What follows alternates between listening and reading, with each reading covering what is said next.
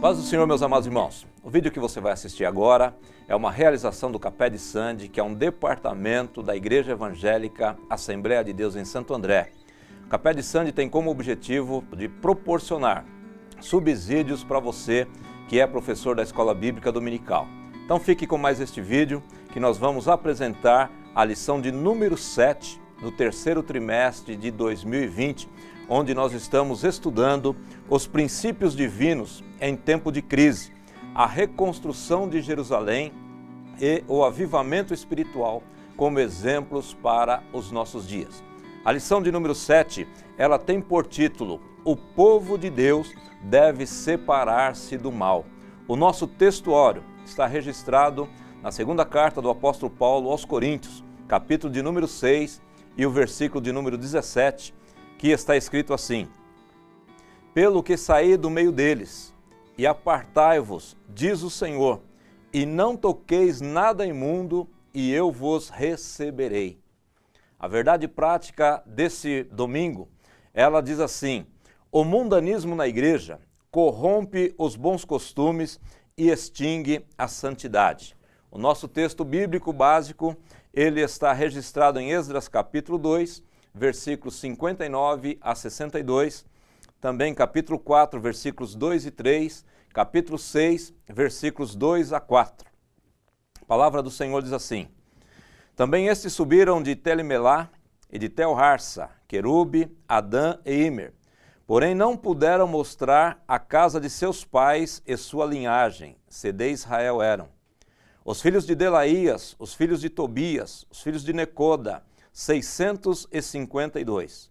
E dos filhos dos sacerdotes, os filhos de Abaías, os filhos de Cós, os filhos de Barzilai, que tomou mulher das filhas de Barzilai, o Gileadita, e que foi chamado do seu nome. Estes buscaram seu registro entre os que estavam registrados nas genealogias, mas não se acharam nelas, pelo que por imundos foram rejeitados do sacerdócio. Chegaram-se a Zorobabel e aos chefes dos pais e disseram-lhes: Deixai-nos edificar convosco, porque como vós buscaremos a vosso Deus, como também já lhe sacrificamos desde os dias de Esaradom, rei da Síria, que nos mandou vir para aqui. Porém Zorobabel e Jesua e os outros chefes dos pais de Israel lhes disseram: Não convém que vós e nós edificamos casa a nosso Deus, mas nós só a edificaremos ao Senhor, Deus de Israel, como nos ordenou o rei Ciro, rei da Pérsia. E em Aquimetá, no palácio que está na província de Média, se achou um rolo, e nele estava escrito um memorial que dizia assim: No primeiro ano do rei Ciro, o rei Ciro deu esta ordem: com respeito à casa de Deus em Jerusalém, essa casa se edificará para lugar em que se ofereçam sacrifícios. E seus fundamentos serão firmes, a sua altura de 60 côvados, a sua largura de 60 côvados, com 3 carreiras e grandes pedras, e uma carreira de madeira nova, e a despesa se fará da casa do rei. Essa lição tem como objetivo geral compreender que o relacionamento harmonioso com Deus exige separação do pecado e do mundanismo. Como objetivos específicos para cada um dos tópicos nós temos: primeiro, destacar que Deus não aceita a mistura do seu povo com o mundo. Segundo objetivo específico é entender que Deus exige plena santidade do seu povo.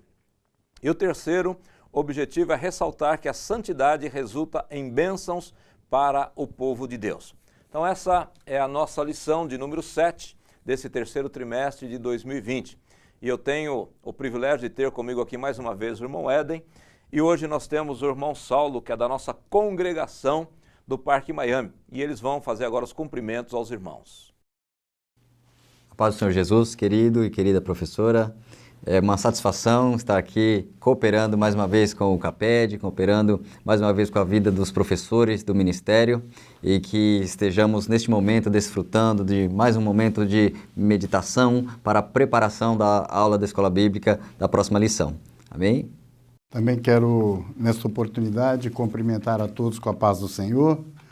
É um privilégio poder estar aqui nesta oportunidade para tratar de assuntos relativos à Escola Bíblica Dominical. Assunto esse de muita relevância para que a Igreja de Cristo esteja preparada para esse desafio que é enfrentar o mal que confronta a santidade da igreja. Muito bem, meus irmãos, nós vamos fazer uma oração e, como de costume, a gente pede para o iniciante fazer a oração. Queremos pedir ao irmão Saulo para fazer essa oração inicial. Vamos orar. Oremos. Senhor, nosso Deus e nosso Pai, estamos aqui em Tua presença e nós nos colocamos à disposição do Senhor, apresentando também a todos os ouvintes, aqueles que estiverem assistindo este vídeo, que ele tenha, Senhor, graça da parte de Ti para a condução da sua aula, para o entendimento e interpretação da Tua palavra, na instrução, Senhor, aos alunos, para que seja de grande proveito, para que seja de grande relevância para as suas vidas espirituais. Eu te clamo, Senhor, usa os Teus filhos em nome de Jesus Cristo. Amém. Amém. Meus irmãos, então este vídeo, ele tem por objetivo prover subsídios para você que é professor da Escola Bíblica Dominical. E o nosso desejo e oração, como foi feita agora, é que nós possamos ser úteis para você, que vai ter a incumbência de ensinar, de compartilhar a palavra do Senhor nesta lição de número 7 desse trimestre, que tem por título O Povo de Deus deve separar-se do mal. Essa lição, ela vai estudar a respeito dos judeus que retornaram para Judá. E junto deles vieram alguns que não conseguiram comprovar a sua genealogia. E por isso, alguns deles que se diziam sacerdotes foram impedidos de exercerem o seu sacerdócio. O primeiro tópico dessa lição, ele diz que somente os judeus retornariam a Judá. Então nós temos uma ordem do rei Ciro, que está no capítulo de número 1, versículos de número 2 e 3 de Esdras, que diz assim: Assim diz Ciro, rei da Pérsia, o Senhor, Deus dos céus, me deu todos os reinos da terra e ele me encarregou de edificar uma casa em Jerusalém, que é em Judá. Quem há entre vós de todo o seu povo, seja Deus com ele, e suba a Jerusalém, que é em Judá, e edifique a casa do Senhor, Deus de Israel. Ele é o Deus que habita em Jerusalém. Então está aí a ordem de que os judeus deveriam retornar a Judá. E nós queremos já ouvir então o irmão Saulo a respeito desse primeiro tópico, que somente os judeus deveriam ou retornariam a Judá. Nesse primeiro tópico, chamou aqui a minha atenção a ordem de Deus, era clara em que só os judeus, a ordem do rei Ciro foi para que só os judeus voltassem. E aqui nós percebemos que Esdras, quando ele retorna e ele, para organizar a permissão da entrada, do acesso, ele vai verificar ou ele vai fazer uma chamada ou uma comprovação daqueles judeus que subiram, que retornaram para Jerusalém. Nessa comprovação, então, identifica-se que grande parte deles não tinham evidências ou não conseguiram comprovar serem judeus de fato. Aparentemente, tratava-se de um grupo de pessoas que misturaram-se com o povo judeu lá na terra da Babilônia, e surgiram casamentos mistos, surgiram aí um envolvimento com outros povos, e nessa mistura eles acabaram tentando entrar como se fosse um judeu, entrar desapercebidos, né? Como se fossem desapercebidos. Mas acontece que nessa chamada Esdras identifica, e aí de cara, né, de acordo com o que está na lição, 652, e no texto bíblico, 652 pessoas já foram de cara excluídas. E dentre eles, na sequência, outros também que queriam se identificar como uma linhagem sacerdotal. O autor da nossa lição destacou aí, dizendo que Deus não aceita a mistura do seu povo com o povo do mundo.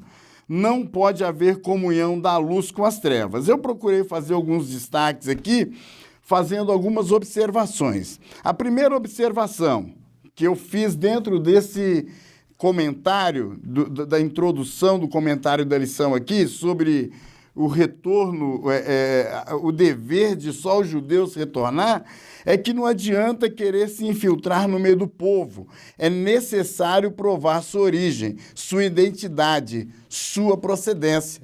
Não adianta a pessoa querer parecer que é, sendo que não é. Ele precisa mostrar, evidenciar através de uma identidade. Nesse caso bíblico aqui, eles tinham que mostrar a sua origem. E isso traz um pouco para a nossa realidade nos dias de hoje, pessoas que às vezes eles convivem no meio dos cristãos, ele se passa por cristão e muitas das vezes ele não tem uma identidade cristã, ele não consegue evidenciar através da sua vida, da sua maneira de ser, de viver, de comportar a sua identidade cristã. Um segundo ponto que eu observei aqui é que Esdras, ele vai consultar nos livros. E uma das coisas que nós temos conhecimento à luz da Bíblia, tratando ou trazendo para um foco espiritual, é que a pessoa precisa ter o seu nome, após aceitar Cristo como Salvador, escrito no livro da vida. Então, por mais que ele fique infiltrado no meio dos cristãos, no dia do chamamento da igreja, o nome dele tem que estar escrito no livro da vida. Não adianta dizer que é, porque naquele grande dia o chamamento será pelo livro. Então precisa ter o nome escrito no livro da vida. Menciono aqui Apocalipse capítulo 20 e versículo 15, para que possa ser meditado, evidenciando isso.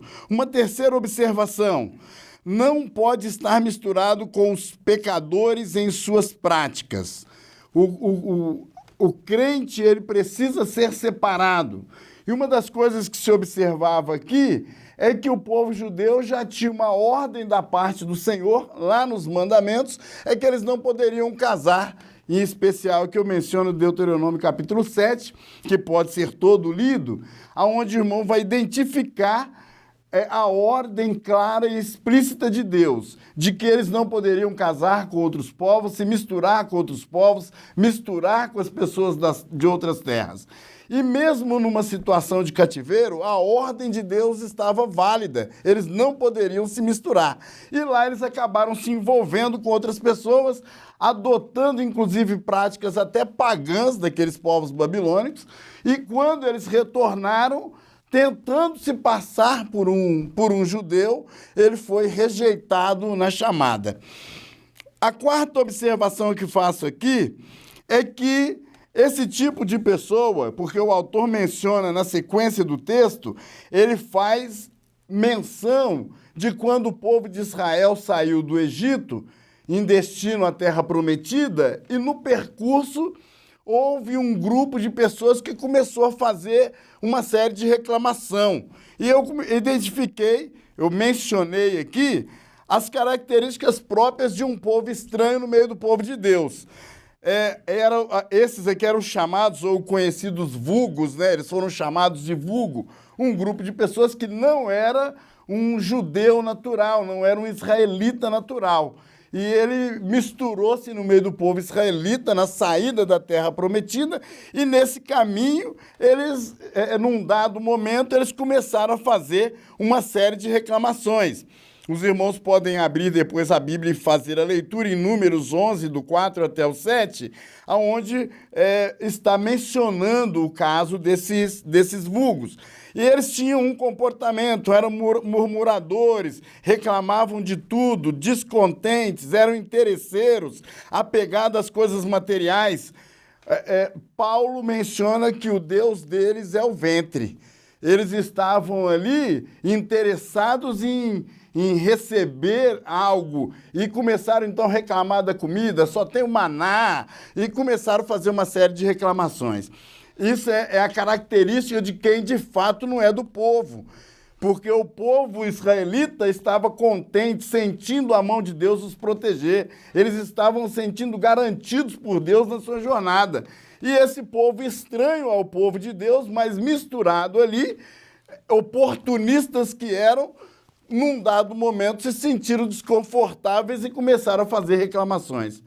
Parece que a gente olha um pouco para a nossa realidade nos dias de hoje e começa a perceber, então, que o trigo, de fato, está crescendo com o joio. Muita gente descontente, reclamão, que vive no meio do povo de Deus, mas ele nunca está satisfeito. Ele reclama da palavra pregada, ele reclama do culto prolongado, ele reclama de tudo, ele nunca está contente, ele nunca está satisfeito. E esse é o vulgo. Ele está no lugar errado. Ele não tem a identidade dele é diferente da identidade do cristão.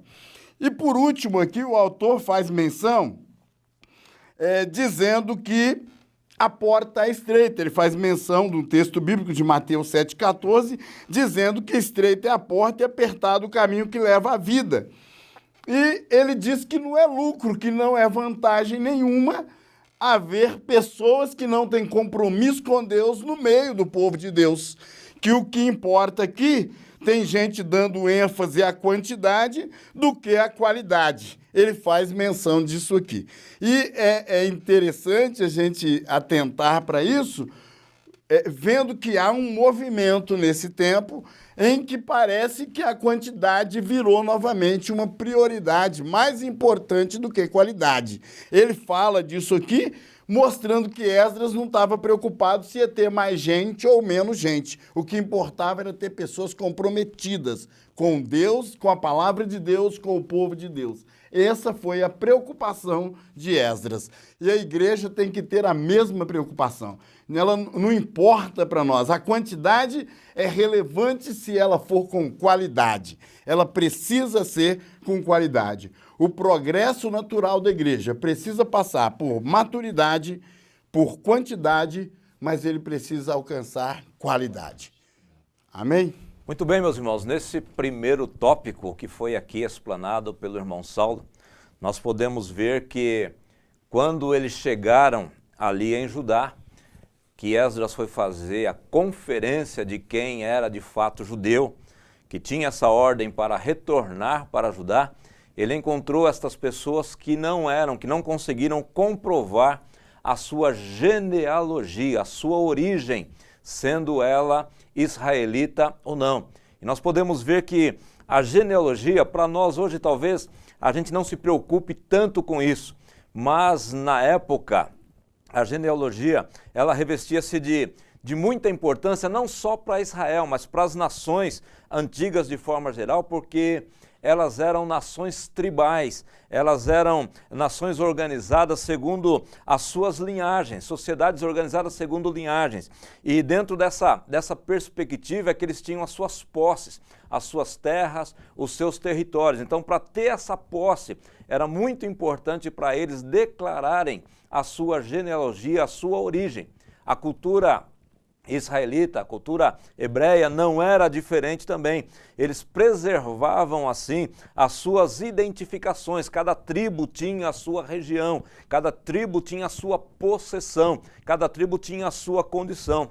Era muito importante para os judeus essa continuidade por muitos anos, né? Por mais de 300 anos, por muitos anos, 3.000 e tantos anos, Israel ele preservou a sua genealogia. Até essa época aqui de Judá, no retorno do exílio, eles ainda mantinham essa preservação. As tribos do norte, infelizmente, elas foram esparramadas, né? Elas foram espalhadas, elas perderam essa característica, mas Judá, as tribos do sul não, eles conseguiram manter essa identidade, essa identificação que era para eles muito importante. E o povo de Judá, então ele conseguia, principalmente a tribo de Levi, que era a tribo de onde vinham os sacerdotes, eles precisavam mesmo ter essa preocupação em guardar a sua origem, a sua genealogia. Perceba que no texto aqui, capítulo 2, versículo 59, a seguir de Esdras, você vai perceber que algumas pessoas foram impedidas de exercer o sacerdócio. Por quê? Porque elas não conseguiram guardar ou comprovar a sua genealogia, a sua origem levita. Esdras, então, impediu estas pessoas.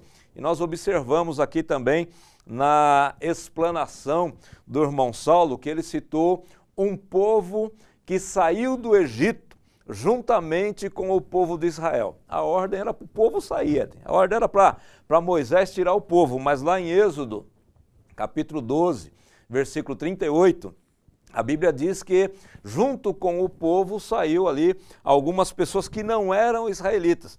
E eles foram aceitos tranquilamente. O grande problema é que quando chegou lá em Números, capítulo 11, que o Saulo citou aqui, a gente percebe que essas pessoas começaram a reclamar. E se elas reclamassem por elas, tudo bem, mas elas conseguiram influenciar. Aí é onde a gente percebe o risco de ter pessoas que estão, mas não são, né? Estão no meio, mas não são do povo. O risco que elas trazem para o povo de Deus, não só de reclamar, mas de influenciar o povo. Então a ordem aqui era somente para judeus. Mas tinha alguém que o texto não diz que eles não eram, diz que eles não conseguiram comprovar, né? Eles não conseguiram comprovar que de fato eram judeus. Só complementando também esse primeiro tópico, o judeu era muito criterioso, zeloso em manter, averiguar e comprovar essa genealogia. E isso é tão importante, por exemplo, ordens de Deus que somente da descendência de Arão que poderia ser sacerdote. Então isso traz para eles uma segurança de estar cumprindo a vontade de Deus. Outra coisa também importante, que essas comprovações vão mostrando que as promessas de Deus estão sendo cumpridas, porque é uma nação sacerdotal e nação que está dentro de um plano de redenção, um plano de salvação, onde viria o Messias, e as promessas do Messias, a linhagem, a descendência de Abraão, tudo isso, todas essas promessas deveriam ser comprovadas. Então esse zelo dos judeus em comprovar que é legítimo, que realmente tem uma descendência garantida, dá firmeza e segurança para confirmação e comprovação das promessas de Deus acontecendo, né? E eu também gostaria de tirar uma aplicação sobre legitimidade, né? Olha, conseguimos comprovar que esse judeu é legítimo e outro ali não conseguiu comprovar. E para a igreja é interessante nós trazermos também como aplicação a legitimidade de filhos de Deus, a legitimidade de realmente ser alguém que nasceu de Deus. Tanto que primeira carta de João, capítulo de número 3, ele fala sobre isso, desse privilégio que diz: vede quão grande caridade nos tem concedido o Pai, que fôssemos chamados filhos de Deus. Por isso o mundo não nos conhece, porque não conhece a Ele. E no 9 diz: qualquer que é nascido de Deus não comete pecado, porque a sua semente permanece nele, e não pode pecar porque é nascido de Deus. Então a Bíblia vai trazendo uma clara diferença de quem é nascido de Deus e de quem não é. Então ali tinha uma averiguação, olha, vamos ver quem é legítimo e quem não é.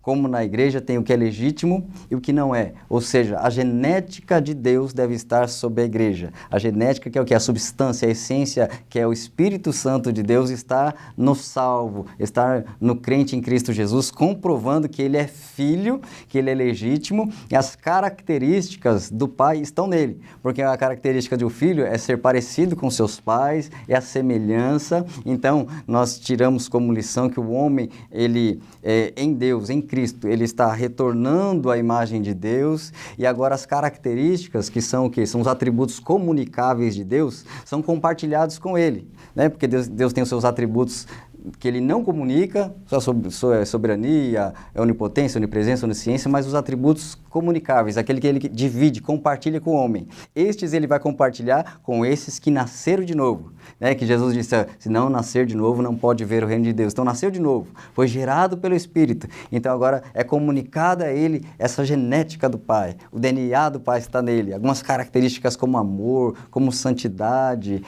como sabedoria, tudo isso que vem de Deus foi compartilhado a ele. Então, pode-se olhar pela vida de um servo de Deus e veja, é legítimo, é servo de Deus. Olha a característica, eu vejo a imagem de Deus dele, então é legítimo, né? Então, aquilo que era feita essa averiguação é uma figura, uma tipologia da diferenciação que existe hoje entre aquele que é filho e que pode até estar no meio do povo de Deus, mas ainda não é filho, não nasceu de novo. E nós vemos aqui, então, o risco que se corre de ter infiltrados, né? E o cuidado, o zelo de Esdras para que não expulsá-los do meio, né? Nós não vemos no texto bíblico Esdras expulsando as pessoas, tirando eles, mas não permitindo que eles tivessem acesso a algumas áreas. Eles poderiam estar ali, porque o povo de Deus, Jesus disse que nós estamos no mundo, nós não somos do mundo, então nós precisamos conviver com as pessoas, nós precisamos estar no meio das pessoas. Que a gente não pode aceitar, e que a gente vai ver mais para frente aqui, é a mistura. Quando nós vamos falar, porque o título da nossa lição é que o povo de Deus deve separar-se do mal. No segundo tópico, nós vamos ver que o povo de Deus, ele recebeu uma proposta de ajuda dos samaritanos. Tópico de número 2 diz: os judeus não aceitaram a ajuda dos samaritanos. E o primeiro subtópico aqui é uma pergunta: quem eram os samaritanos, Ed? A gente já deu aí numa lição anterior, a gente já deu mais ou menos assim uma passagem, né, uma passada sobre esta informação, mas vamos repassá-la, né, para ficar bem assegurado na mente dos professores e dos alunos. Isso. Apenas para recapitular, o Reino do Norte foi invadido pelos assírios e levado cativo, e uma característica de forma de trabalhar dos assírios era misturar as raças, misturar os povos para fazer com que eles perdessem identidade, eles enfraquecessem, e aí o Reino do Norte ficou ali vazio, e os assírios trouxeram outros povos e misturaram, e ficou aquela mistura de gente, mistura de raças, mistura de culturas, mistura de fé. E o Reino do Sul, que foi invadido por Babilônia, e depois, com a ascensão do Império Medo-Persa, apenas a parte sul, que é Judá, retornou. Então, a parte norte não retornou e a parte sul retornou. Teve a oportunidade de, após os 70 anos, retornar. E ao retornar, essa parte sul, eles encontram a parte de cima habitada por essas pessoas, que é uma mistura de raça, uma mistura de pessoas e culturas que servem outros deuses e também tinham conhecimento acerca do rei de Israel, porém não era uma adoração pura e genuína. Era uma mistura de crenças. Então o povo, ao retornar, os judeus ao retornar para a sua terra, se deparam com a sua terra habitada por umas pessoas que não conhecem a Deus, não é da linhagem, nem tem uma fé exclusiva ao verdadeiro Deus. E aí se torna um problema para eles, esse convívio, como o pastor Paulo já citou, a influência, né? Eles deveriam retornar convictos da sua chamada em servir a Deus exclusivamente, não deixar essa influência daqueles povos sobre eles, né? Então, os samaritanos era esse povo misturado, né? Essa mistura, ela não se deu de uma ocasião só. Ela começou próximo ao ano 740 a.C., com um rei assírio chamado Tiglat-Pileser. Depois nós tivemos, substituindo ele, Salmaneser V, depois o Sargão II e depois Esaradom, que inclusive é citado aqui em Esdras. Então foram esses 4 reis que começaram o cerco em Samaria, no Reino do Norte, nas 10 tribos do Norte, que sempre se viraram contra Deus, e a forma de atuação dos assírios, como já foi dito, era diferente dos babilônios. Os babilônios levavam os cativos, os principais, né, dos seus conquistados para a sua terra.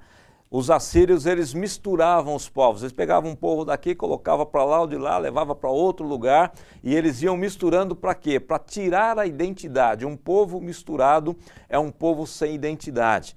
Quando eles levaram as pessoas, alguns assírios e de outras regiões, para a região de Samaria, eles começaram a ter problemas ali. Algumas feras começaram, Saulo, a querer devorá-los. E eles foram: olha, rei, não está dando certo. Nós não conhecemos o costume do Deus da terra. Foi quando eles pegaram um sacerdote da região de Samaria, levaram ele para lá para ensinar como é que adorava a Deus. Eles aprenderam como adorava a Deus, mas não deixaram de adorar os seus deuses. E aonde nasceu essa mistura de povos. Eles habitavam na região de Samaria, são chamados de samaritanos, porque habitavam na região de Samaria, mas é um povo misturado. Tinha ali judeus, tinha ali descendentes de Israel, mas tinha também pessoas de outros lugares que trouxeram as suas práticas e houve uma mistura total. E esse povo agora, Saulo, eles oferecem ajuda para Esdras, né, para o povo de Israel que tinha voltado ali, mas segundo o nosso comentarista aqui, os judeus não aceitaram essa ajuda. Será que eles fizeram bem? É interessante, pastor Paulinho, observar que esse povo, eles aprenderam a cultuar, mas de uma forma fraudulenta, não era original, né? Não tinha... Eles faziam o culto como os judeus, mas era copiado. E é tanto que eles não abandonaram as suas práticas pagãs. E não era de coração, né? Porque senão era só para Deus, né? Era um jeito de imitar, só para não continuar sendo devorado pelas feras. Até porque esse foi o argumento deles, né, para o rei. Olha, vocês nos colocou nessa terra e o Deus deles está revoltado conosco e mandou os leões nos devorar. Essa foi a mente dos samaritanos. E então o rei falou, manda um sacerdote do Deus da terra ensiná-los. E aí eles aprenderam a fazer adoração, imitando a adoração judaica. Tanto que agora eles vão fazer isso, eles vão pedir, oferecer ajuda ao povo judeu que está retornando, e nessa oferta de ajuda, ao oferecer ajuda, eles dizem isso. Nós adoramos o seu Deus. Eles fazem questão de mencionar. Ou seja, já haviam aprendido como que os judeus adoravam. E queriam pegar carona na bênção do povo judeu. Essa era a mente deles. O autor faz menção disso, né? Eles queriam usufruir das bênçãos do povo samaritano. Mas a pergunta, respondendo a pergunta, pastor Paulinho, eles fizeram bem? O autor deixa muito claro na lição que eles fizeram muito bem em rejeitar.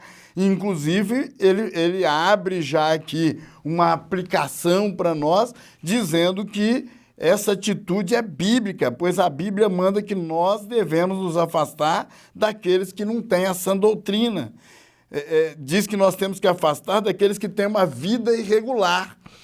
É claro que aqui ele não está pedindo para que não haja convivência, ele está pedindo para que não continue com as práticas dessas pessoas. Eles não podiam se misturar com os samaritanos para não cometer o mesmo erro que eles cometiam, que era adorar o Deus de Israel, mas também adoravam os seus deuses pagãos. Então a ordem de Deus era para não misturar. E o autor então reforça aqui, inclusive mencionando aí vários textos bíblicos, deixando claro que não é que nós temos que nos isentar ou afastar ou isolar-nos das pessoas do mundo. Porque nós estamos no mundo, apesar de não sermos do mundo, sermos peregrinos e forasteiros desse mundo, nós precisamos conviver com as pessoas desse mundo com sabedoria, né, com inteligência, com conhecimento, com orientação da parte de Deus, para que nós não sejamos contaminados.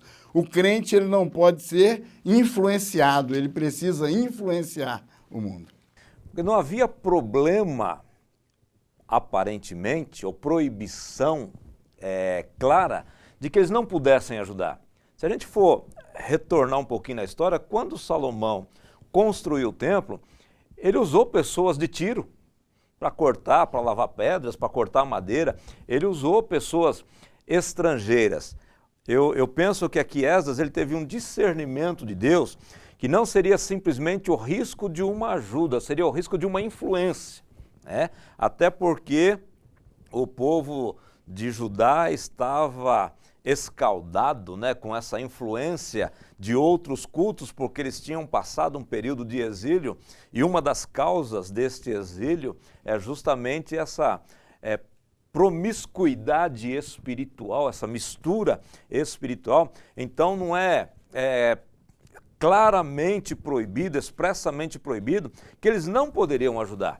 Mas aqui o problema é que essa influência deles pudesse trazer a idolatria de volta para o povo de Deus. Aquelas culturas, aqueles costumes, aqueles outros deuses, talvez eles quisessem trazer para os judeus que tinham voltado.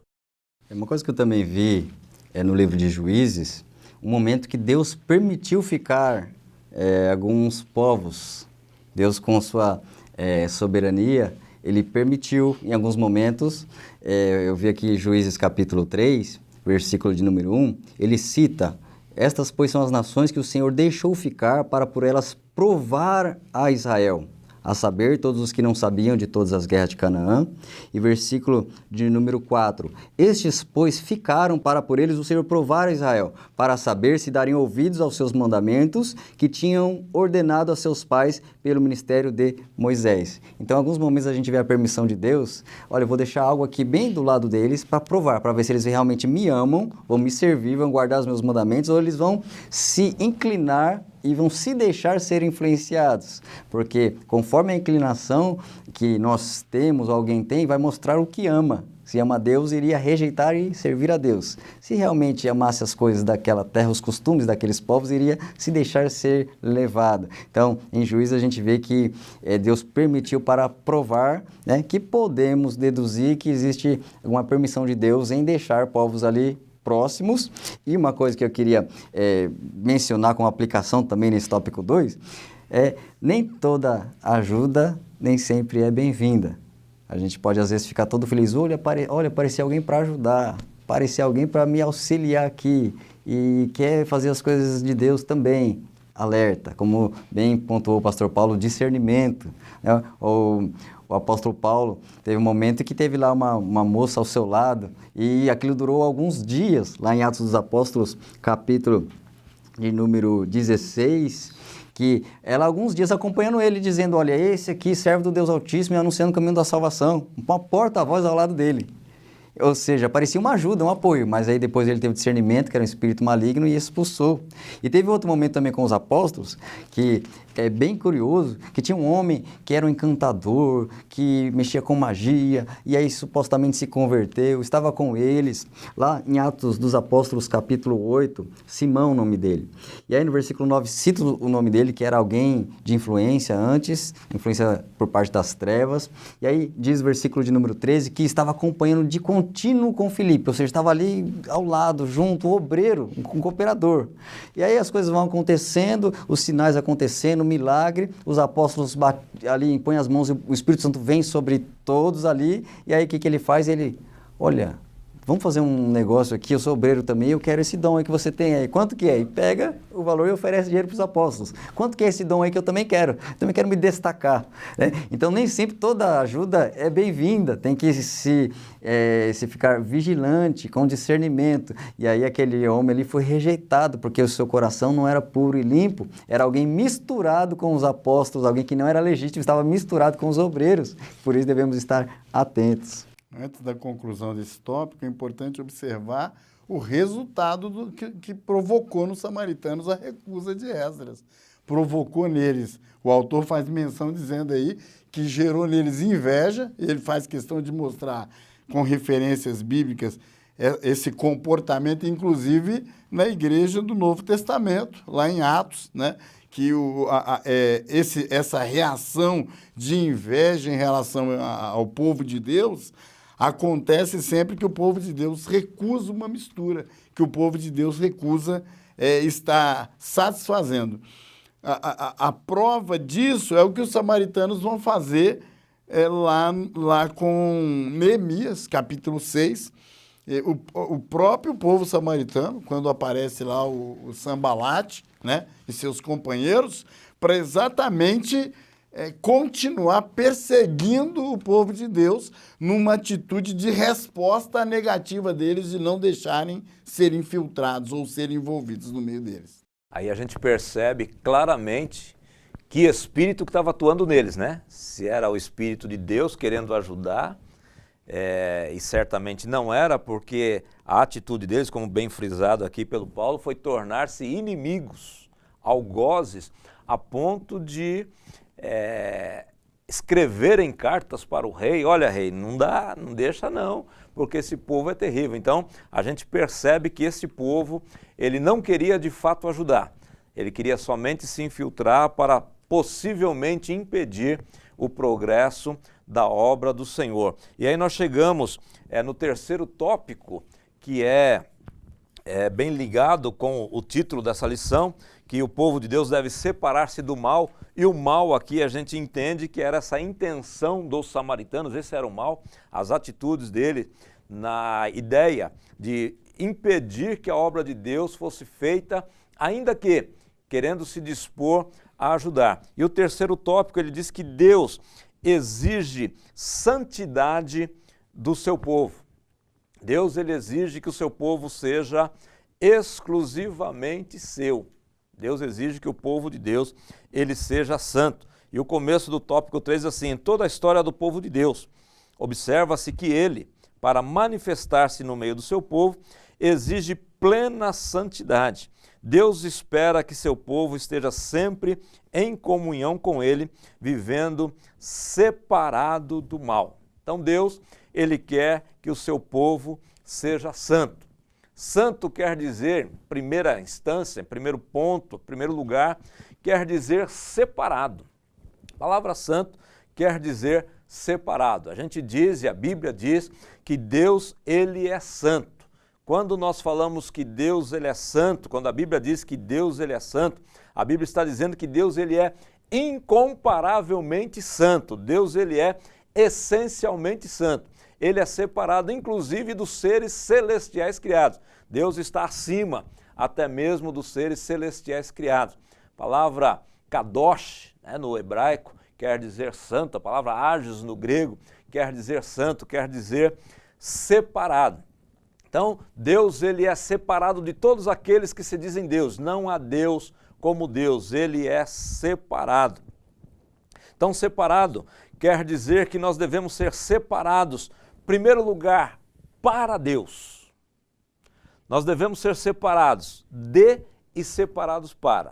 Em primeiro lugar, separado. Quando a Bíblia chama nós de santos, nós não somos santos como Deus é santo, essencialmente santo, incomparavelmente santo. Nós somos santos porque fomos separados.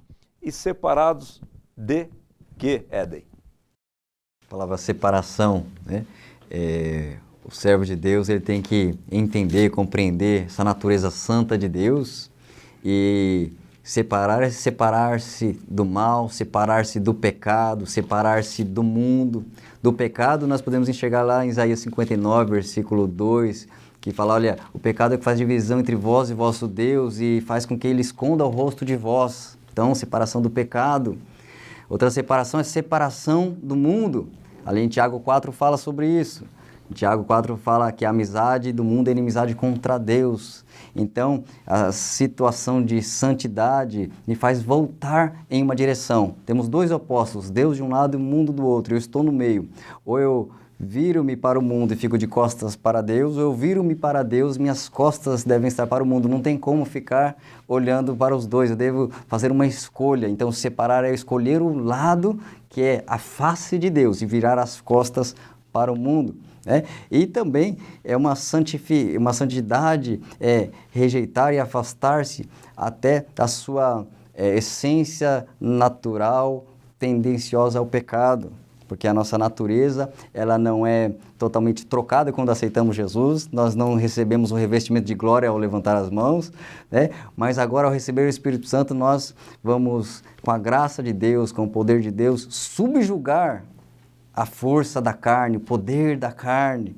Então, são algumas coisas que em santificação nós rejeitamos, porque o processo de santificação, existe alguns estágios ou níveis, que é primeiramente o posicional. Eu estava na posição de imundo, sujo, perdido, e ao ser alcançado por Cristo, eu fui para a posição de salvo, posição de justificado, posição de perdoado. É o primeiro momento, essa posicional, mudei de uma posição para outra.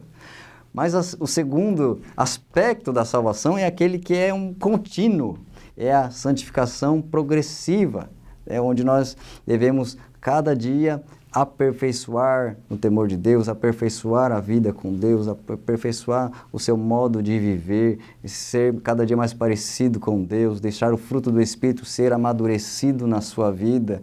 Então esse é um progressivo que é contínuo e não termina aqui nessa terra, não para. Nós nunca podemos falar, olha, hoje eu terminei, estou completo, santificação 100%, não estaremos, haverá sempre uma luta consigo mesmo, né? Tanto que o apóstolo Paulo, em alguma das suas cartas, ele vai falando sobre santificação, e ele fala sobre despir-se do velho homem, fala vestir-se do novo homem, né? Então, e despir-se do antigo, ou seja, como um guarda-roupa, eu tenho umas características da antiga vida, eu tiro essa roupa e coloco uma nova e fico ali combatendo e se esforçando a cada dia com a graça de Deus, virtude de Deus, para manter-se com essa nova característica, que características que se assemelham a Deus, até chegar ao último estágio, último nível, que é a santificação definitiva.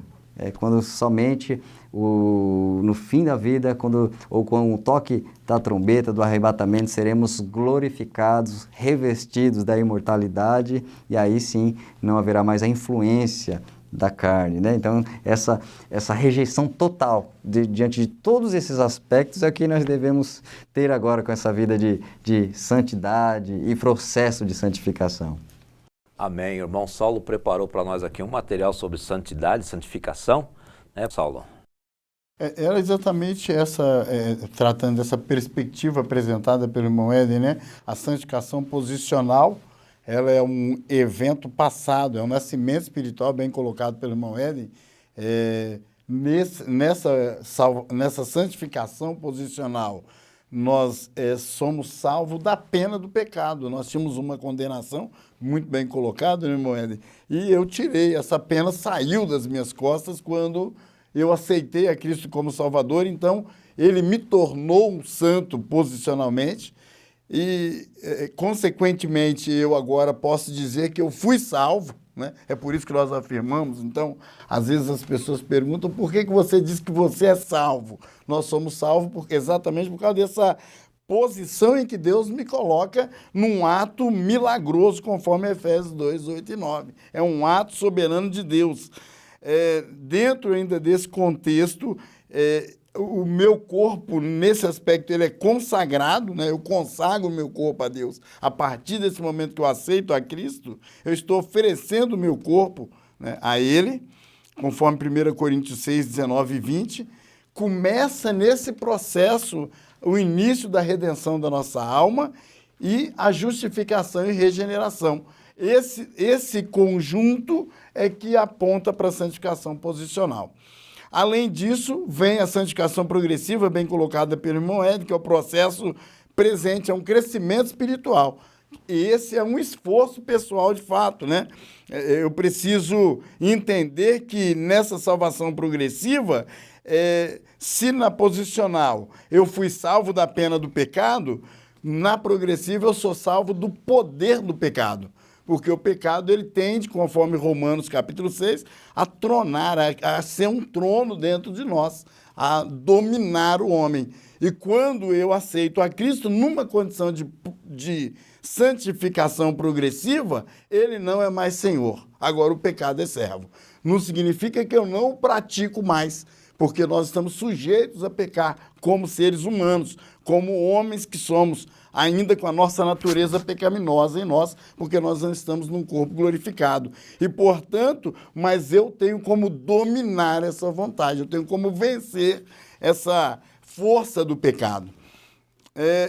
Se na posicional eu fui salvo, na progressiva eu estou sendo salvo. Parece um pouco antagônico ou contraditório, né? Quando nós falamos dessa forma, mas se eu já fui salvo, por que eu estou sendo salvo numa condição progressiva? Tiago explica isso, né? Tiago, capítulo 1, versículo 21. Ele explica essa condição de progressão em que a ação humana vai fazer com que eu vou melhorando a cada dia, eu vou sendo transformado a cada dia. Quanto à santificação progressiva, falando da consagração do corpo, no aspecto da santificação progressiva, em 2 Coríntios 4,16, nós vamos entender que a necessidade da deterioração do corpo. Paulo diz que tem que desfazer desse corpo do pecado para poder alcançar lá na frente um corpo de glória. Então eu não posso mais ser dominado pelo poder da carne. Se aqui começou o início da redenção da minha alma, na progressiva, ela vai continuar sendo redimida a minha alma. E por último, ainda tratando da santificação posicional, se eu fui justificado e regenerado, na santificação progressiva, eu estou sendo santificado a cada dia. Cada dia que passa, eu vou sendo santificado. Na definitiva, para todos esses aspectos, que é um evento futuro, é uma perfeição espiritual, aí sim, é um atributo plenamente de Deus, em que nós, num corpo glorificado, não mais num corpo mortal, alcançaremos um nível de santidade onde nós não temos mais como retornar atrás, né? Então, aí sim, eu estou salvo da presença do pecado, nunca mais ele me vê.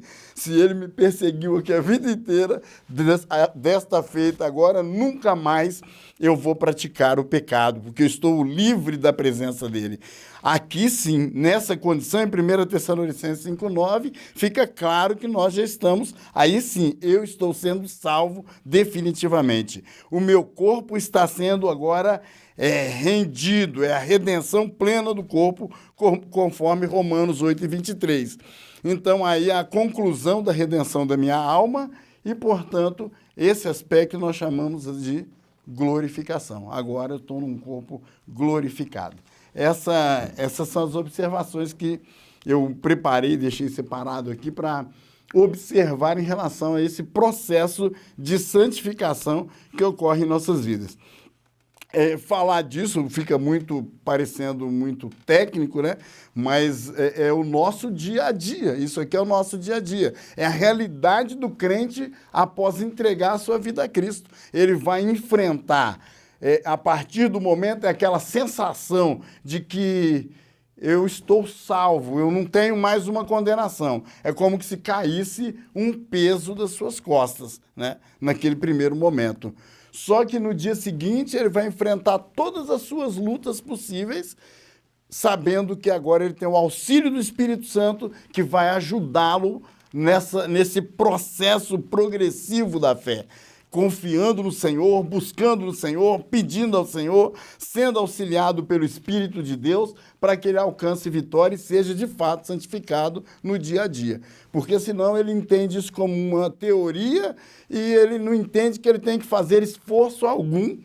Não que você está fazendo isso para a sua salvação, porque o Senhor Jesus já morreu na cruz pelos seus pecados, mas é para o seu processo de santificação. Única e exclusivamente para um processo de santificação. E isso você faz só com o auxílio do Espírito Santo. É só na presença de Deus, é fugindo da aparência do pecado quando a Bíblia orienta que tem que fugir, é rejeitando o mal, comparando isso aqui, o irmão Éden começou definindo aqui a palavra separar, e eu procurei, olhando para o título da lição, né, o povo de Deus deve separar-se do mal. Eu procurei atentar para essa questão o privilégio de ser chamado de povo de Deus, que ele só chamou primeiro o povo de Israel de povo de Deus, depois deu esse privilégio à igreja, e depois quando eu fui ver a palavra separar, olhando para o sentido dela no dicionário, né, impedir a união de, pôr à parte o que estava junto ou ligado, determinar os limites espaciais de, é o sentido da palavra separar. E aí eu fui olhar a palavra mal, ela tem 28 significados no dicionário. Então veja que a palavra mal, ela é extremamente abrangente, sempre de forma negativa. 28 possibilidades. Dentre elas está lá o pecado. Então, nós precisamos recusar, rejeitar o mal a qualquer custo. Tudo aquilo que não for produtivo, que não ajudar, que não for cooperativo, que não ter como um serviço ao próximo, um serviço a Deus, deve ser rejeitado por nós como povo de Deus. Amém. Nós vemos então nesse terceiro tópico que Deus exige santidade do seu povo. Como já foi dito aqui, com bastante propriedade pelos nossos dois irmãos que estão conosco nessa tribuna, ser santo quer dizer ser separado. E o primeiro ponto é ser separado de. Segundo aos Coríntios, capítulo 6, versículo 14 a seguir, a palavra de Deus diz que do que nós devemos ser separados? Separar de capítulo 5, capítulo 6, a partir do versículo 14 de 2 aos Coríntios, não vos prendais a um jugo desigual com os infiéis, ser separado dos infiéis. Porque que sociedade tem a justiça com a injustiça? Que comunhão tem a luz com as trevas? Que concórdia há entre Cristo e Belial? Ou que parte tem o fiel com o infiel? Que consenso tem o templo de Deus com os ídolos? Porque vós sois o templo do Deus vivente. Como Deus disse, neles habitarei e entre eles andarei. Eu serei o seu Deus e eles serão o meu povo. Pelo que saí do meio deles e apartai-vos, diz o Senhor. Não toqueis nada imundo e eu vos receberei. Então, ser separado do mal, que conforme disse o irmão Saulo aqui, eu não tive essa curiosidade de pesquisar o mal, que tem 28 significados ou 28 sinônimos. É muito sinônimo para uma coisa só e todos eles degenerativos, todos eles ruins. Então o mal é ruim mais de 28 vezes. É muito mal o mal. Então, separar de quê? Separar-se do mal, separar-se do pecado, separar-se de tudo aquilo que desagrada a Deus. Isto é um dos aspectos de ser santo. Agora, queridos, não basta separar-se do mal para ser santo, ô Saulo. Não basta separar-se do mal, precisa ser dedicado para quem? Então, ser santo quer dizer separado do e separado para. Então, nós somos separados do mal para sermos consagrados a Deus, conforme nós encontramos lá em Deuteronômio, capítulo 7, versículo 6. Deuteronômio, capítulo 7, versículo 6. Então, não basta deixar de fazer o mal, porque tem muita gente boa nesse mundo. Tem gente que você conhece aí que ele fala, eu não mato, eu não roubo, eu não faço isso, eu não faço aquilo. Tem bons pais que não são crentes, tem bons maridos que não são crentes, mas não basta só ser separado do mal, precisa também ser separado para Deus. Capítulo 7, versículo 6 de Deuteronômio diz assim, porque povo santo és ao Senhor teu Deus. O Senhor teu Deus te escolheu para que lhe fosses o seu povo próprio de todos os povos sobre a terra. Então é um povo que era separado de todos os outros povos da terra, mas um povo que era consagrado, dedicado a Deus. Então ser santo não é simplesmente não fazer o mal. Ser santo é não fazer o mal e ser dedicado a Deus, ser oferecido a Deus, ser ofertado a Deus. Não basta falar, eu não faço. Eu não sou, eu não tenho, né? A gente ficar dizendo bastante coisa. Porque quando nós somos dedicados a Deus, somos santos, separados do mal, dedicados a Deus, aí em nós começa a aparecer a participação no caráter de Deus. 1 de Pedro, capítulo 1, versículos 13 a 17, a gente encontra aqui. 1 de Pedro, capítulo 1, 13 a 17. Portanto, cingindo os lombos do vosso entendimento, sede sóbrios, esperai inteiramente na graça que se ofereceu na revelação de Jesus Cristo, como filhos obedientes, não vos conformando com as concupiscências que antes havia na vossa ignorância, mas como é santo aquele que vos chamou, sede vós também santos em toda a vossa maneira de viver, porquanto escrito está, sede santos, porque eu sou santo. Então, quando eu sou santo, no sentido de separado de, eu deixo de praticar o mal, dentro dessa luta que o Saulo falou. Não é porque nós somos bonzinhos. A gente não deixa de pecar. A gente luta todos os dias com o pecado. É uma luta constante. Eu gosto muito da expressão do apóstolo Paulo lá em Romanos, capítulo 7, quando ele fala, o miserável homem que eu sou. É uma luta constante. O bem que eu quero fazer eu não consigo. O mal que eu não quero está aqui toda hora me fustigando, toda hora me tentando. Então a nossa luta ela é diária. Ser santo quer dizer separado de. Ser santo quer dizer separado de e consagrado a. Quando eu sou separado de e consagrado a, em mim começa a manifestar-se o caráter de Deus, que a gente encontra lá em Gálatas capítulo 5, versículo 22, que são as características do fruto do Espírito. Não é, Éden? Verdade. Sempre tem uma negativa e uma inclinação do que se deve fazer, o que eu não devo e o que eu devo. Olha, separar-se do mal, o que eu não devo, e aproximar-se de Deus, é o que eu devo. A minha boca não deve ter palavras torpes, palavras ruins, mas minha palavra deve ser para edificação, para engrandecimento do nome do Senhor. A minha carne antes era para prostituição, agora ela é para a santidade, para que corpo, alma e espírito por completo, de modo integral, esteja santificado para Deus. E também Deus, Ele toca e purifica para capacitar para servir a Ele. Por exemplo, Isaías, ele contempla o trono de Deus, lá em Isaías capítulo 6, ele então confessa: ai de mim que vou perecendo, sou impuro no meio de um povo impuro também, e aí vem uma tenaz enviada por Deus para tocar nele, purificar, e após purificar, Deus agora está o chamando. Quem há de ir por nós? E agora ele está então habilitado para ir. Após a santificação, a purificação, ele está habilitado para ir. E Deus conta com seu povo santificado para poder servi-lo, poder representá-lo, ao ponto que certa vez também o apóstolo Paulo o convida ali a igreja de Coríntios para examinar e olhar intimamente se não há algum pecado, se não há alguma coisa infiltrada. Tem um momento ali, em 1 Coríntios capítulo 5, versículo 6 em diante, que ele fala sobre o fermento. Versículo 6 diz: não é boa a vossa jactância, não sabeis que um pouco de fermento faz levedar toda a massa? Alimpai-vos, pois, do fermento velho, para que sejais uma nova massa, assim como estáis sem fermento, porque Cristo, nossa Páscoa, foi sacrificado por nós. O que ele está dizendo? Ele está falando para um povo judeu, em sua maioria, a igreja no início dos primórdios da igreja primitiva, e que entende a linguagem que ele está dizendo. Olha, o povo conhecia que havia uma festa. Na festa dos pães asmos, dos pães puros, não podia ter fermento. Naquela semana eles deveriam tirar todo o fermento de casa. E deveria vasculhar, não deixar nada ali de fermento para comemorar o pão asmo, um pão puro, para lembrar da sua libertação do Egito, que é aquela festa, a comemoração da Páscoa.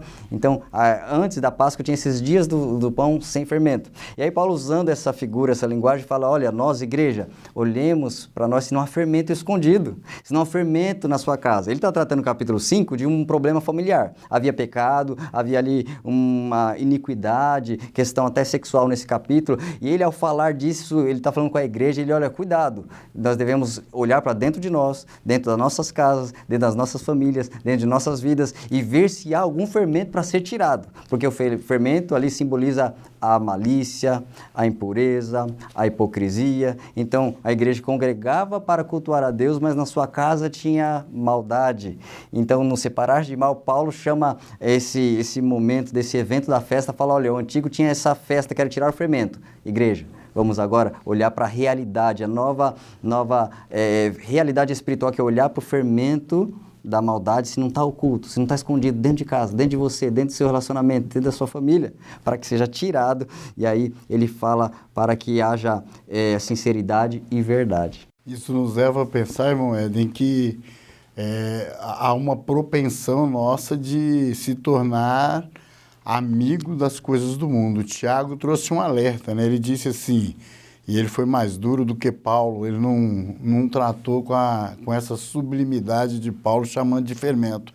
Ele já foi mais forte: adúlteros e adúlteras.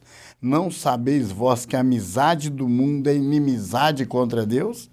Portanto, qualquer que quiser ser amigo do mundo, constitui-se inimigo de Deus.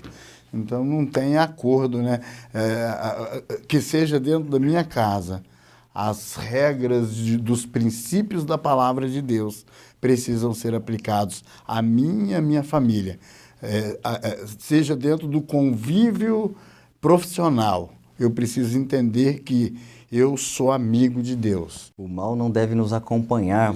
Por exemplo, tem algo que é interessante que acontece ali com Jacó, quando ele sai ali da família das suas esposas, ele sai, ele parte, e ali ele é um chamado, um patriarca, para ter uma vida diferenciada, que a família ali, desde seus pais, Abraão e Isaac, foram chamados por Deus, e a sua esposa carrega os ídolos da sua família.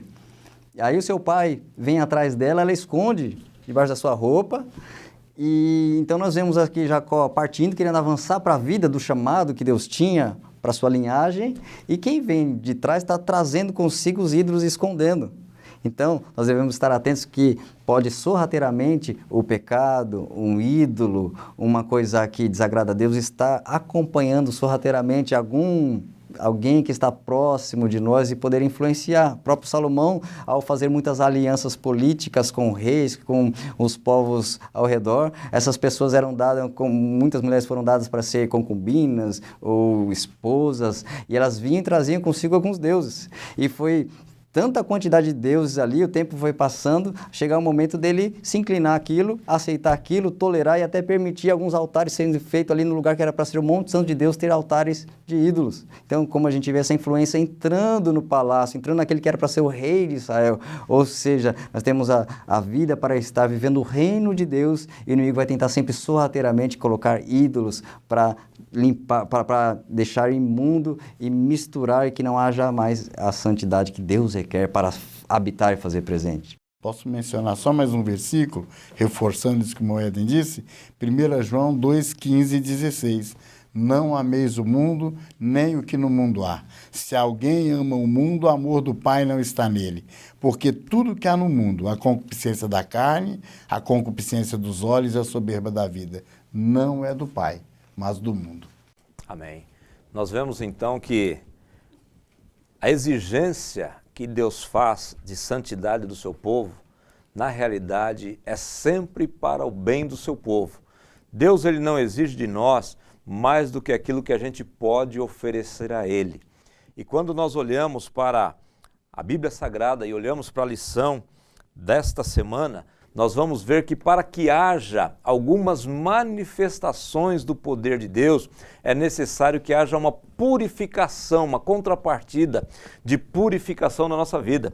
E o comentarista aqui, o pastor Eurico Bergstein, ele coloca a situação da passagem, da travessia do Jordão com Josué, quando ele assume aquela grande responsabilidade de substituir Moisés na condução do povo de Deus em direção à conquista da terra de Canaã, quando ele vai atravessar o Rio Jordão, há uma ordem expressa: santificai-vos. Dá uma olhadinha na sua vida, santificai-vos, porque amanhã o Senhor fará maravilha no meio de vós. Então, a não santificação é um impeditivo para a ação de Deus muitas vezes em nossa vida. A gente às vezes não sabe por que algumas coisas não acontecem ou não aconteceram.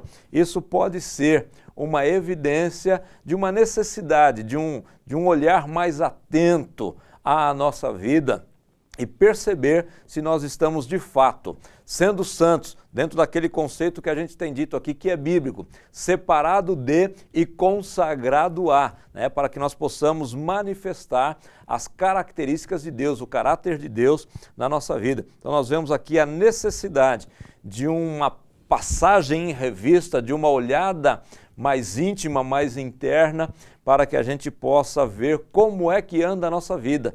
Como disse aqui Deus, por intermédio de Josué: santificai-vos, porque amanhã o Senhor fará maravilhas no meio de vós. E outra condição que ele coloca aqui é que quando Josué já tinha passado o Jordão, já tinha conquistado Jericó, e havia uma ordem expressa para que ninguém pegasse nada de Jericó, que tudo, todo ouro, toda prata, tudo seria consagrado, seria dedicado a Deus.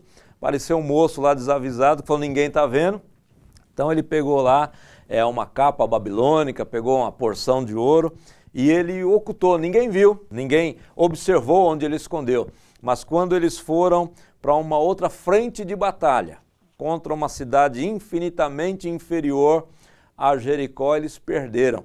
E aí Deus mostrou para Josué que tinha pecado no meio do povo. O povo não estava santificado, o povo não estava purificado, não estava desalinhado do pecado, e agora então houve uma derrota. O que a gente pode aprender aqui, Éden?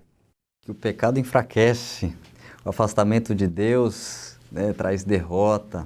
nós confiarmos na própria força, porque eles subestimaram, olharam para é uma cidadezinha pequena, pega alguns homens e vai lá lutar e vencer facilmente, mas se não for a graça de Deus, a bênção de Deus, a mão de Deus, é em vão, né? Senão, se o Senhor não edificar a casa, em vão trabalham os edificadores, se o Senhor não guardar a cidade, em vão vigia a sentinela. E eles então eles aprenderam que enfraquece a presença do pecado, ainda que oculto, mas aquele que tem os olhos que tudo vê, estava olhando, aquele estava oculto debaixo da tenda, mas Deus é aquele que contempla todas as coisas, é aquele que olhou para uma igreja e viu que havia mistura. A gente vê uma igreja lá que era chamada de morna, então é uma mistura de duas coisas, dois opostos, o quente e o frio, então tinha alguma coisa aparentemente boa com alguma coisa ruim, ou seja, mistura, e trouxe um enfraquecimento, e Jesus envia a carta mandando elas praticamente se converter, porque estava totalmente errada. E nós vemos que o próprio Senhor Jesus orou pelos seus discípulos também para que eles fossem guardados do mal, essa influência não atingisse eles. Falou, olha, eu não vou pedir ali na oração sacerdotal, não vou pedir que tire do mundo, Pai, mas que os livre do mal, que os guarde. Na oração do Pai Nosso, ele também, olha, nos livre de todo mal. Ou seja, essa influência está ao derredor e eu devo estar atento, alerta, vigilante, porque esse mal, se ele entrar, vai me afastar de Deus, vai me afastar da presença daquele que me resgatou, me salvou, me amou. Eu devo estar atento para não deixar essa infiltração minar, destruir e arruinar a minha casa espiritual. Pois é, queridos, nós terminamos aqui o terceiro tópico da nossa lição. Temos o quarto tópico que, na realidade, ele é como se fosse uma conclusão dessa lição, como se ele fosse a conclusão dessa lição. No terceiro tópico, o texto diz que Deus exige santidade do seu povo. E o quarto, como que sendo uma aplicação na nossa vida, diz que nós devemos manter uma vida de separação do mal. Então nós vamos pegar esse quarto tópico para fazer aqui uma consideração do Saulo, uma consideração do Éden, uma consideração da minha parte, e a gente vai concluir então com a aplicação desse quarto tópico aqui, o Saulo. Então eu pego o primeiro subtópico colocado aí, que os judeus mantiveram-se separados do samaritano, para chamar a atenção para algumas separações que ocorreram na Bíblia, orientado por Deus sempre no propósito de que o seu povo não se misturasse. Então, lembra que a Abraão, Deus mandando ele separar da sua parentela, o mesmo Abraão, já na sua jornada, ele precisou separar do seu sobrinho Ló, né? Houve algumas desavenças, então houve a necessidade de se separar. Jacó, já mencionou uma parte da saída de Jacó, voltando da casa do seu sogro, tio-sogro, Labão, e Deus orienta que ele tem que ir embora, ele tem que deixar a casa do seu tio, tem que ir embora, né? O próprio Ismael e Isaac precisou viver separados. Claro, hoje tem aí um contexto todo histórico envolvido, mas tinha que ser separado, porque Deus tinha um propósito, era com o povo de Israel. Jacó e Esaú precisou serem separados, né? Os dois não tinham como viver ou crescer ou habitar na mesma terra juntos, eles precisavam se separar, né? E o próprio povo de Israel, que Deus manda sair do Egito e ir para a terra prometida. Então, usando esse contexto do quarto tópico, o primeiro subtópico da lição, é que nós precisamos saber que há necessidade de separação. E aqui a separação do mundo é muito importante. Queridos, Hebreus, capítulo 12, versículo de número 14, diz: segui a paz com todos e a santificação, sem a qual ninguém verá o Senhor. Então a palavra de Deus é incisiva em falar que é necessária a santificação para chegar à salvação definitiva, à salvação completa. Nós vemos que o homem deve apartar-se do mal. O apóstolo Paulo, no capítulo 5, versículo de número 11, fala até para não se associar com aqueles que se dizem irmãos, mas que são idólatras, avarentos, beberrão, e devasso, com tal ainda nem comais. E no versículo anterior ele fala, não os que são do mundo, porque senão você tem que sair do mundo. Mas aquele que se diz irmão, ou seja, ele se autoproclama cristão e envergonha com seu testemunho. Então o apóstolo Paulo faz um alerta, não fique associado. Né? Então, nós vemos o Salmo 1 que fala uma distinção do bem-aventurado que teme a Deus e anda nos seus caminhos, em oposição aos ímpios. E Cristo é aquele que mostrou também que é possível viver entre os pecadores, sentar com os pecadores, comer com os pecadores, não por conivência do pecado, mas porque veio para buscá-los e tirá-los do pecado. Então, é a visão que a igreja deve ter de, assim como Cristo, conseguir permear a sociedade, andar por todos os meios sociais de convivência, onde ela está inserida, entrando e levando a influência cristã e não sendo influenciado. Influenciar é o quê? Você tirar dentro de si e fazer fluir para o outro.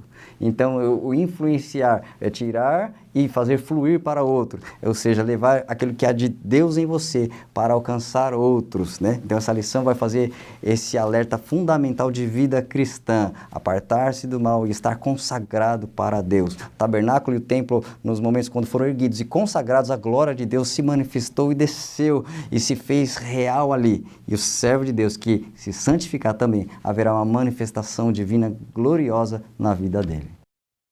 Amém, meus irmãos? Essa passagem que o Éden citou aqui, em 1 Coríntios capítulo 5, pessoas com as quais nós não devemos nos associar, e que ele falou com propriedade que não são pessoas do mundo, eram pessoas que se diziam cristãs, está bem dentro da nossa lição, porque os samaritanos também se diziam adoradores do mesmo Deus. Então eles queriam essa aproximação, mas eles não queriam deixar os outros deuses, eles queriam trazer aquela influência para o meio do povo de Deus. E é exatamente isso que deve ser rechaçado, exatamente isso que não deve ser aceito, é trazer a influência do mundo para dentro do meio do povo de Deus, ainda que seja com as melhores das intenções de querer ajudar, de querer edificar juntamente, de querer trabalhar junto. Mas se for para trazer influência do mundo, deve ser rechaçado. Foi dito aqui que nós não devemos evitar as pessoas do mundo, isso é verdadeiro. Jesus, ele comeu com os publicanos, com os pecadores, ele era muito criticado nos seus dias por causa disso, mas ele não se absteve de estar no meio das pessoas, porque senão ele não conseguiria influenciá-las. E ele deixou para nós uma tarefa muito sublime, de estarmos no meio das pessoas sem nos contaminarmos com elas, dizendo que nós, como povo dele, como igreja, nós devemos ser sal e luz. Interessante essas duas comparações que Jesus fez, porque tanto a luz quanto o sal, eles podem estar em qualquer ambiente que eles influenciam e não são influenciados. O sal ainda com uma característica mais peculiar, ele não é visto. O sal ele não é percebido, mas ele está lá. Quando você prova, você percebe que tem. A luz não, a luz ela é vista de longe. Então Jesus deixou esta incumbência para nós, de sermos sal e luz. Nós precisamos então estar no mundo, nós precisamos estar envolvidos com as pessoas, mas nós não podemos nos deixar influenciar pelas pessoas. Então nós entendemos por esta lição que o povo de Deus ele deve manter a sua identidade, apesar de viver no mundo. Não fazer parte do sistema que gerencia o mundo, não compactuar com o mundo. É que o escritor aos Hebreus nos deixou registrado no capítulo de número 12, né? Portanto, nós, pois, que estamos rodeados de uma tão grande nuvem de testemunhas, deixemos todo o embaraço, o pecado que tão de perto nos rodeia e corramos com paciência a carreira que nos está proposta. Então, nós devemos deixar todo o embaraço, devemos deixar todo o pecado que está nos rodeando e continuar caminhando como povo de Deus. E no versículo de número 2 ele diz como é que a gente vai conseguir isso? Olhando para Jesus, que é o autor e consumador da nossa fé.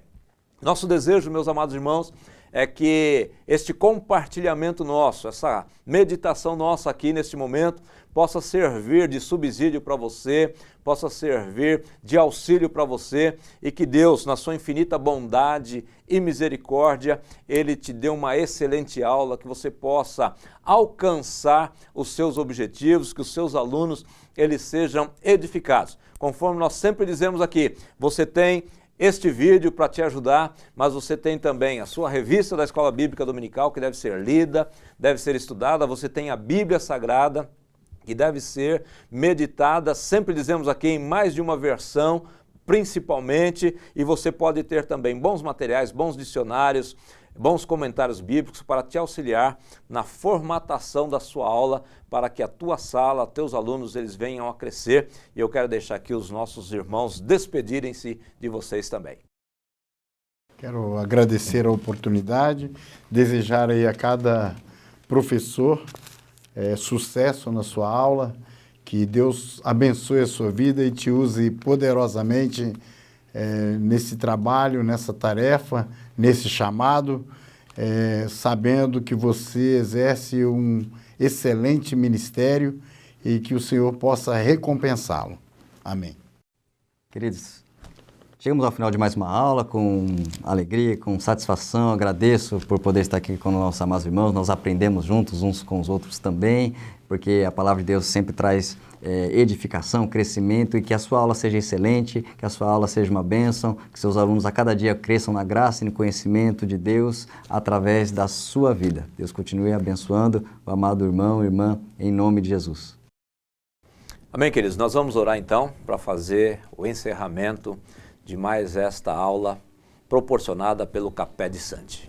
Pai, nós queremos te louvar, queremos te exaltar por esses momentos preciosos que temos passado aqui, Senhor, nesta aula, com o propósito, Senhor, de auxiliar, de ajudar os nossos irmãos que são professores da Escola Bíblica Dominical, para que eles possam, Senhor, com a tua graça, com a tua ajuda, Senhor, lecionarem uma excelente aula e que todos os alunos, Senhor, que assistirem à aula destes professores sejam instruídos, sejam edificados, sejam fortalecidos em Ti. Senhor, que este material que nós estamos disponibilizando seja de grande auxílio, de grande ajuda para todos os Teus servos. Todas as pessoas que tiverem acesso a este vídeo sejam plenamente edificadas por Ti através do Teu Santo e Glorioso Espírito. Nós oramos a Ti, ó Pai. Por tudo, nós somos agradecidos em nome do Senhor Jesus. Amém. Que Deus te abençoe rica e poderosamente em nome de Jesus.